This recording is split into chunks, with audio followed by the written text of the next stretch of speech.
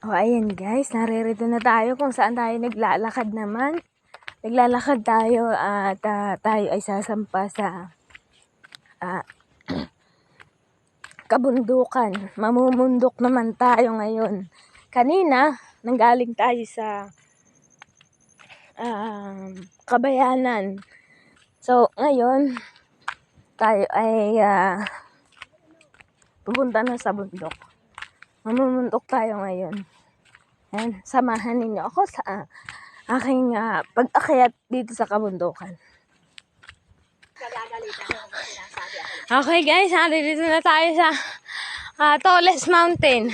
Tayo ay umaakyat na papunta dun sa ibabaw. Ayan, talaga namang nakakapagod guys. Sobra. Dahil bukod sa malayo, matarik, makapagod talaga. Sobra. Ayan mga kasama ko. Mumurit. Pagod po baga kayo, nanay? Ay, awang ko sa iyo. Kung sa pagod ito kang wala na dito ko. Nanay, araw-araw po baga kayo naakyat dito? Araw-araw ako. Nanay, kung sakali po na kayo bigyan ng service, ano ba yung service na gusto niyo dito? Ano yung gusto niyo yung service dito? Hand tractor.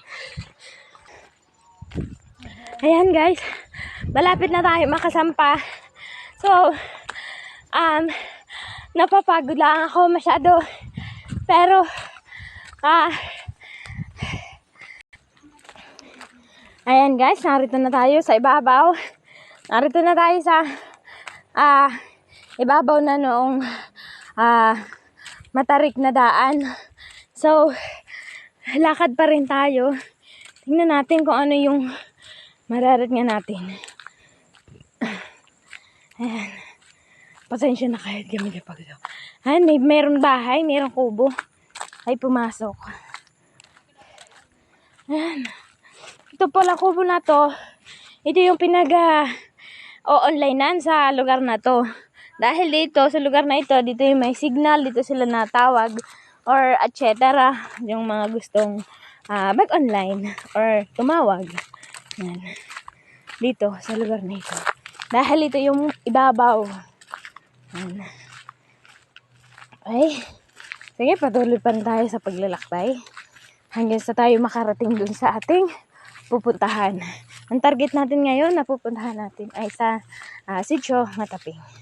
Ayan.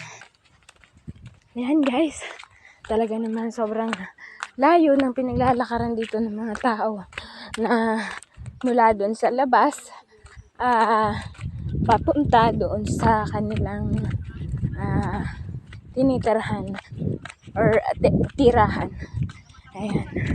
Talagang kailangan mo pang umakyat dito sa kabundukan para lamang pumunta sa kanila. Ayan. Pero para sa kanila, sanay na sila. Dahil everyday, talagang kinakarir na nila yung pag-akyat dito. Yung pagdaan dito. Ayan.